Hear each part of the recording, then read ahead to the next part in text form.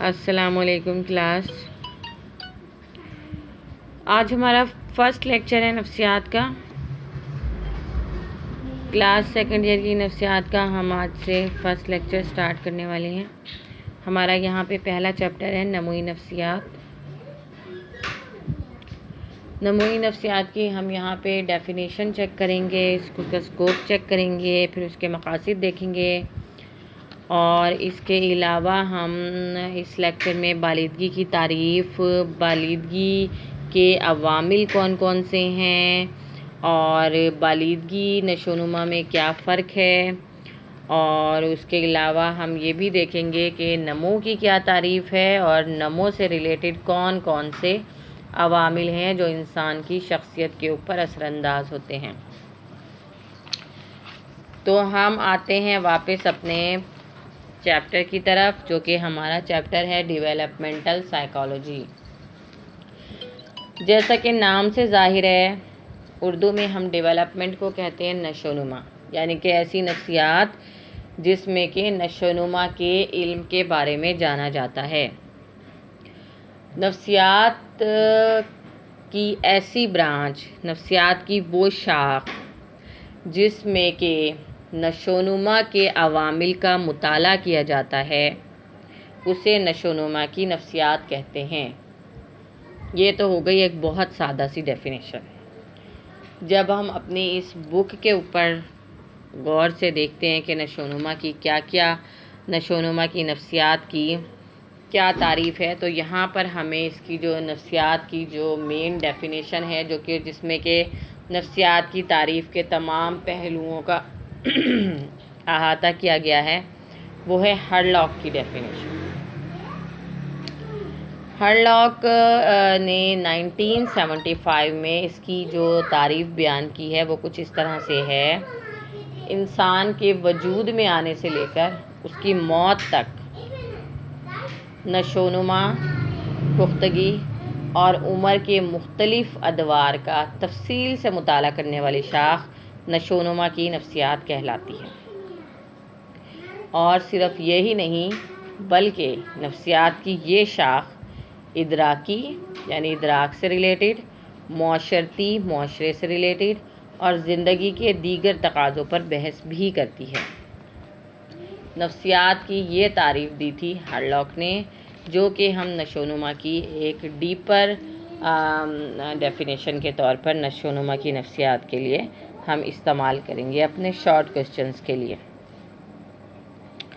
اب ہم آتے ہیں نیچر کیا ہے نموئی نفسیات کی. ابھی ہم نے بات کی ہے کہ نشوونما کا مطلب ہے، ڈیولپمنٹ کا مطلب ہے نشوونما، اور نشوونما کس کی ہوتی ہے؟ بچے کی نشوونما ہوتی ہے. جیسے جیسے بچہ بڑا ہوتا جاتا ہے، اس کی جسمانی، ذہنی، سماجی، ہجانی ہر طرح کی نشوونما ہوتی رہتی ہے. اب نشوونما ہوتی رہتی ہے، تو جب بچہ پیدا ہوتا ہے تو اس وقت بھی اس کے اندر کچھ صلاحیتیں موجود ہوتی ہیں، یعنی کہ وہ دیکھ سکتا ہے، وہ سن سکتا ہے. اس کی صلاحیت بچے کے اندر پیدائشی طور پر ہی موجود ہوتی ہے، لیکن اور بہت سی صلاحیتیں ہوتی ہیں جو کہ بچے کے اندر پیدائشی طور پر موجود نہیں ہوتی. پھر آہستہ آہستہ کیا ہوتا ہے، بچہ جو ہے ماحول سے مختلف انفارمیشن کلیکشن شروع کرتا ہے. کچھ اپنی مانوس اشیاء کو پہچاننے لگتا ہے، اپنی جو ماں ہے، اپنے جو رشتہ دار ہیں، آہستہ آہستہ ان کو پہچاننے لگتا ہے. اپنی جو چیزیں ہیں، اپنی فیڈر، اپنا دودھ، اپنی گیند یا جو بھی وہ ٹوائے سے کھیلتا ہے، اس کو پہچاننے لگتا ہے. اور اس طرح سے اس کی معاشرتی جو نشوونما ہے اس کا بھی آغاز ہو جاتا ہے. اس کے علاوہ اس کی ہجانی نشوونما کا بھی آغاز اس کے بچپن میں 6 مہینے کی عمر سے شروع ہو جاتا ہے، جس وقت بچہ جو ہے خوف کا اظہار کرنا شروع کر دیتا ہے، اور خوشی کا اظہار کرنا شروع کر دیتا ہے، غصے کا اظہار کرنا شروع کر دیتا ہے. اس کا مطلب یہ ہے کہ بچہ جو ہے اس کو یہ پتہ ہوتا ہے کہ یہ بندہ جو ہے یا بندی جو ہے میرے ساتھ اچھا جیسچر جو ہے وہ پریزنٹ کر رہی ہے، تو مجھے خوش ہونا چاہیے. اور اگر کوئی مجھے غصے سے دیکھ رہا ہے تو مجھے اس پر غصے کی ہی شکل بنانی چاہیے. اس طرح سے آہستہ آہستہ بچے کی ہجانی نشوونما بھی ہونا شروع ہو جاتی ہے. اب یہاں پر ہمیں ایک اور بات ڈسکس کرنی بہت ضروری ہے کہ نشو و نما کا یہ عمل شروع کب سے ہوتا ہے اور نشو و نما کا یہ عمل ختم کب ہوتا ہے۔ تو نشو و نما کا عمل استقرار حمل سے شروع ہوتا ہے اور انسان کی موت تک جاری اور ساری رہتا ہے۔ استقرار حمل کا مطلب ہے پیدائش سے 9 مہینے پہلے جب بچہ جو ہے وہ اپنے ماں کے پیٹ میں کنسیو ہو جاتا ہے، اس وقت ہی نشو و نما کا عمل شروع ہو جاتا ہے۔ آپ کو پتہ ہے جیسے ہی زائگوٹ بنتا ہے نشو و نما کا عمل شروع ہو گیا۔ زائگوٹ بنا، پھر زائگوٹ کے اوپر والی لیئرز بننی شروع ہوئیں، اندر والی لیئرز بننی شروع ہوئیں، ایکٹوڈرم، میزوڈرم، انڈوڈرم بننی شروع ہوتی ہیں، پھر آہستہ آہستہ بلاسٹوسسٹ بنتی ہے، پھر اس سے اندر والے جو آرگنز ہیں انسان کے وہ اندر والے خلیوں سے بنتے ہیں، اور باہر والے جو آرگنز ہیں جو ہاتھ پاؤں ہیں یا فیس ہے، یہ باہر والے جو سیلز ہیں اس زائگوٹ کے، جو کہ پہلے زائگوٹ اور بعد میں فیٹس بن جاتا ہے مطلب کہلایا جاتا ہے۔ تو یہاں ہم بات کریں کہ انسان کی نشو و نما کا عمل جو ہے وہ کب سے شروع ہوا، پھر استقرار حمل سے شروع ہو گیا، اور استقرار حمل سے شروع ہونے کے بعد اب یہ جاری و ساری رہے گا۔ ابھی بچہ 1 مہینے کا ہوا، پھر بچہ 2 مہینے کا ہوا، پھر اس میں کچھ تبدیلیاں آئیں، پھر 6 مہینے کا ہوا، پھر کچھ تبدیلیاں آئیں۔ تبدیلیاں کس طرح کی تھیں؟ جسمانی تھیں، ہیجانی تھیں، اس کے علاوہ ذہنی تھیں، سماجی تھیں، ہر طرح سے بچہ جو ہے وہ گرو کرتا رہتا ہے، ڈیولپ ہوتا رہتا ہے۔ تو نشو و نما کا عمل کب سے شروع ہوتا ہے؟ استقرار حمل سے شروع ہو جاتا ہے اور انسان کی موت تک یہ عمل جو ہے یہ جاری اور ساری رہتا ہے۔ اب جو نفسیات کے ہر موضوع کو ہم اس تناظر میں، اس پرسپیکٹیو میں دیکھ سکتے ہیں، نشو و نما کے پرسپیکٹیو میں دیکھ سکتے ہیں۔ انسان کی ادراکی نشو و نما کیسے ہوتی ہے؟ انسان کی آموزش کی نشو و نما کیسے ہوتی ہے؟ انسان کی یاد کی نشو و نما کیسے ہوتی ہے؟ تفکر کی نشو و نما کیسے ہوتی ہے؟ محرکات کیسے اس کے اندرونی اور بیرونی محرکات جو ہیں، پرائمری اور سیکنڈری محرکات جو ہیں وہ بڑھتے اور تبدیل ہوتے رہتے ہیں۔ اس کے علاوہ اس کی شخصیت کی نشو و نما، یہ سارے چیپٹرز ہم پارٹ 1 میں پڑھ چکے ہیں فرسٹ ایئر میں، تو یہ الفاظ جو ہیں یہ آپ لوگوں کے لیے نئے نہیں ہیں۔ ادراک کا مطلب آپ کو پتہ ہے، آموزش کا مطلب بھی آپ جانتے ہیں، کسی چیز کو تجربے کے ذریعے سیکھنے کو ہم آموزش کہتے ہیں، اور ادراک کا مطلب ہوتا ہے کسی چیز کو صرف دیکھنا، سننا، چکھنا ہی نہیں بلکہ چکھنے کے بعد، سونگھنے کے بعد، سننے کے بعد، دیکھنے کے بعد ان کو معنی دینا، اس کو بیان کرنا اپنے حساب سے، وہ آپ کا ادراک ہوتا ہے۔ یاد کیا ہوتی ہے؟ جب آپ کسی چیز کو جو کہ آپ نے انکوڈ کی تھی، سٹور کی تھی اپنے دماغ میں، اس کو آپ ریٹریو کر سکیں تو ہم اس کو کہتے ہیں یاد۔ تفکر کیا تھا؟ تفکر آپ کی سوچنے کی صلاحیت تھی، آپ کی سمجھنے کی صلاحیت تھی۔ اور محرک کیا تھا؟ کوئی بھی ایسی فورس، کوئی بھی ایسی طاقت جو کہ آپ کو کسی کام کو کرنے پر مجبور کر دے، محرک کہلاتی تھی۔ اور شخصیت کیا ہے؟ Totality of an individual is called personality. یہ ساری باتیں ہم ڈسکس کر چکے ہیں آلریڈی پارٹ 1 میں، تو اس کو ہم زیادہ ڈیٹیل میں نہیں ڈسکس کر رہے۔ ابھی ہم بات کریں نموئی نفسیات کی تو ہم یہیں تک رہتے ہیں۔ اچھا، تو نموئی نفسیات کا مطالعہ ہم کسی بھی نفسیات کے موضوع کے پرسپیکٹیو میں کر سکتے ہیں۔ اگر ہمیں یہ دیکھنا ہو کہ ابتدائی درجہ بلوغت میں کون کون سے پوٹینشیل ہوتے ہیں بچے میں، اگر ہمیں یہ دیکھنا ہو کہ آہستہ آہستہ جب بڑھاپا آتا جاتا ہے تو کون کون سی صلاحیتیں جو ہیں وہ ڈیکے کی طرف بڑھنا شروع ہو جاتی ہیں، اگر ہمیں یہ دیکھنا ہو کہ فرد کی شخصیت میں، اس کی انفرادیت میں، اس کی صلاحیتوں میں کس طرح سے تشکیل ہوتی ہے، کس طرح سے وہ فارمولیٹ ہوتی ہیں، تو اگر ہم اتنے سارے سوالوں کا جواب دے سکتے ہیں تو اس کا مطلب ہے کہ اس شاخ کا دائرہ عمل، اس کا جو اورینٹیشن ہے وہ بہت زیادہ ہے، بہت وسیع ہے۔ اس کے بعد ہم یہ بھی دیکھنا چاہیں گے یہاں پر کہ نامیات کسے کہتے ہیں۔ نامیات کسے کہتے ہیں؟ ہر وہ چیز جو زندہ دماغ رکھتی ہو، جس کا ایک خاص نظام عصبی ہو، سمپل نظام عصبی نہ ہو بلکہ پیچیدہ کمپلیکس نظام عصبی ہو. دونوں خصوصیات اگر موجود ہوں گی تو پھر ہم اسے کہیں گے کہ وہ چیز جو ہے وہ نامیات ہے. نامیات آرگینزم، لیونگ آرگینزم. آہستہ آہستہ جیسے جو انسان ہے اس کا جب پیدا ہوتا ہے تو اس وقت اس کا نظام عصبی بہت پیچیدہ نہیں ہوتا ہے، لیکن آہستہ آہستہ اس کے نظام عصبی میں بہت ساری نئی چیزیں جو ہیں وہ آنی شروع ہو جاتی ہیں اور اس کا نظام عصبی بہت زیادہ پیچیدہ ہونا شروع ہو جاتا ہے، کیونکہ اب اسے آموزش بھی کرنی ہے، اسے یاد بھی کرنی ہے، اسے تفکر بھی کرنا ہے، اسے اپنے لیے اچھے برے محرکات کا بھی انتخاب کرنا ہے. اب ہم نے یہ دیکھنا ہے کہ نفسیات کی اس شاخ کے متعلق مقاصد کون کون سے ہیں. اس شاخ کا مطلب ہے نشوونما کی نفسیات، برانچ آف سائیکالوجی ہے، اور اس کے مقاصد کیا ہیں. سب سے پہلے نشوونما کے ایک عہد سے دوسرے عہد تک ظاہری شکل و صورت، دلچسپی، کردار اور نصب العین میں کون کون سی تبدیلیاں ہیں جو رونما ہوتی ہیں. نشوونما کا ایک عہد یعنی انفینسی سے دوسرا عہد بچپن تک انسان کی ظاہری شکل و صورت میں کیا تبدیلی ہوئی ہے، کیا اس کی دلچسپیاں بدلی ہیں تو کس حد تک بدلی ہیں اور ان کے کیا کیا دلچسپی کے لیول کیا تھے، اس کا خارجی اور باطنی کردار کتنا چینج ہو گیا ہے، اس کے نصب العین میں کیا کیا تبدیلیاں آئی ہیں، اب اس کے مقاصد جو ہیں حیات کے زندگی کے وہ کون کون سے تبدیل ہوئے ہیں. یہ ہم دیکھیں گے نشوونما کی نفسیات کو. اس کے بعد یہ جو تبدیلیاں ہیں یہ واقع کب ہوتی ہیں، کون کون سی وجوہات ہوتی ہیں جن کی وجہ سے یہ تبدیلیاں واقع ہوتی ہیں. اس کے بعد ہم یہ دیکھیں گے کہ یہ تبدیلیاں کس طرح سے اثر انداز ہوتی ہیں، کسی بھی فرد کے کردار کو یہ تبدیلیاں کتنا متاثر کرتی ہیں اور ہم کس حد تک ان تبدیلیوں کی پیشین گوئی کر سکتے ہیں کہ یہ آئندہ آنے والا کردار اس بندے کا کیا ہونے والا ہے.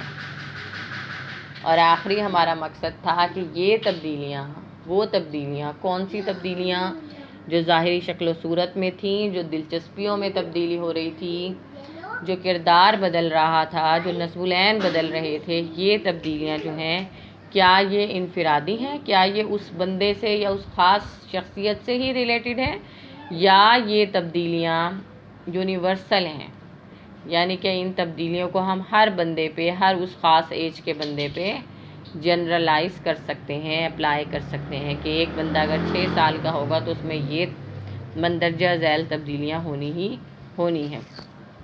تو یہ 4 مقاصد ہیں.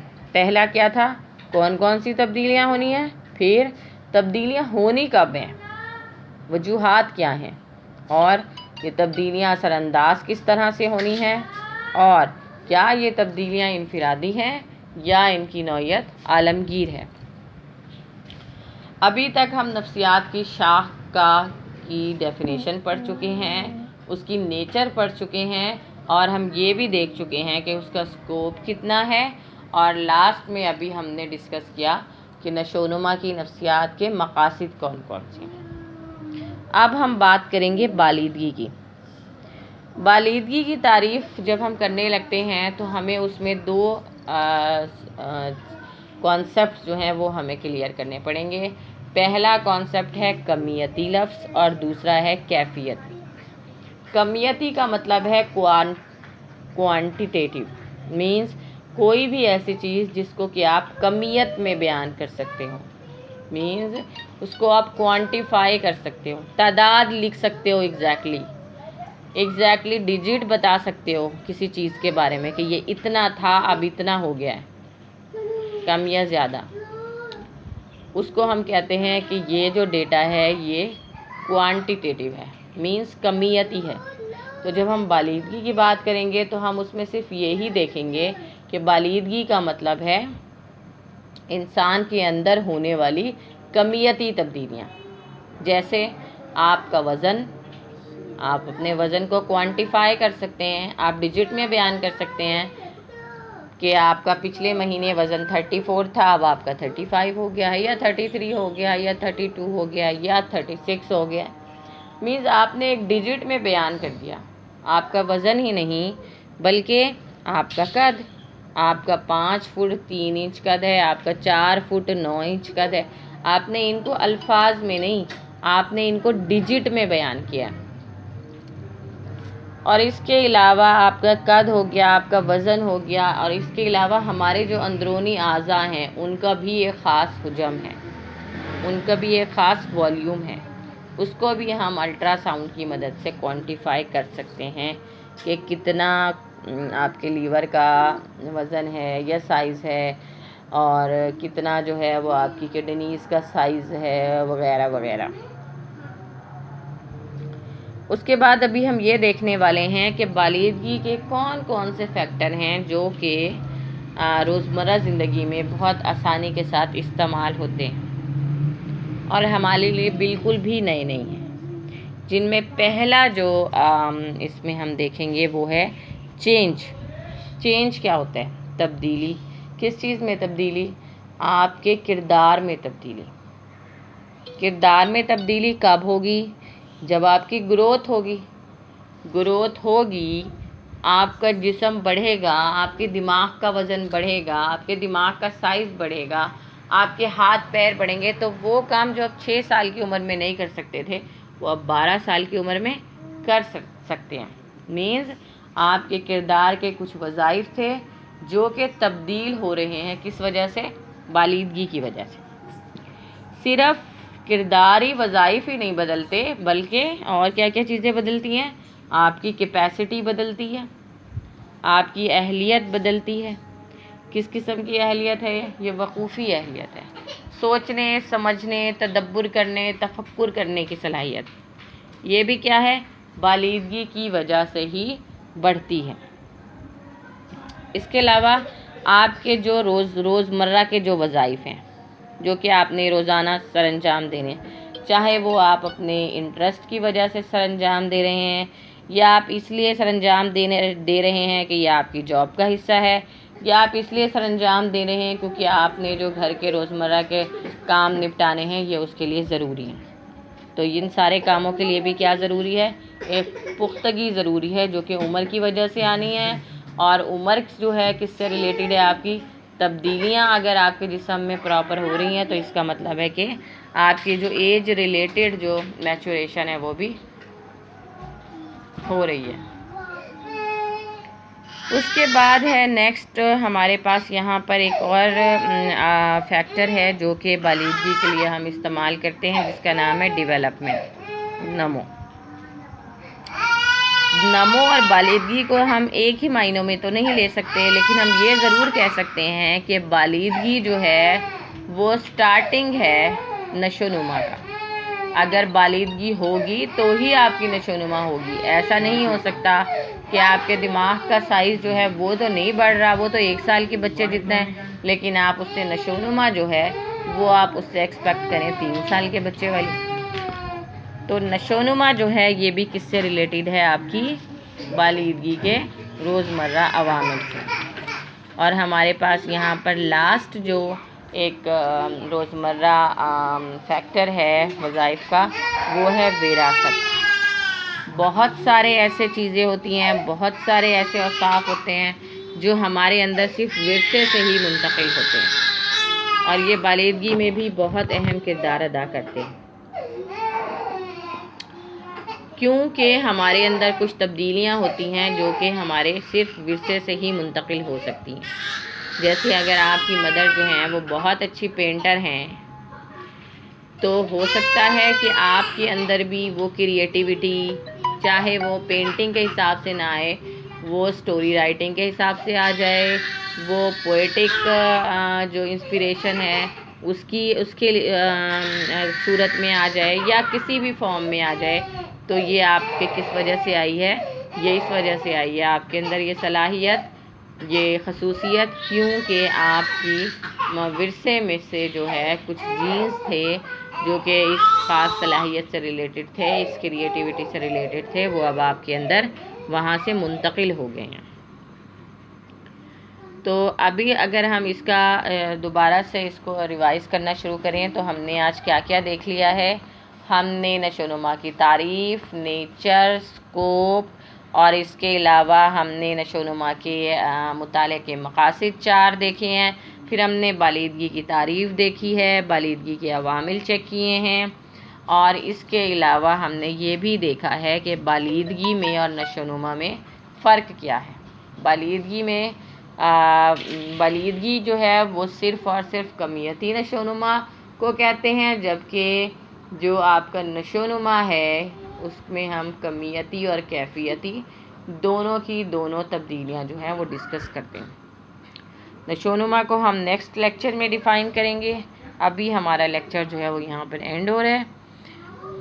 انشاءاللہ نیکسٹ لیکچر میں ملاقات ہوتی ہے.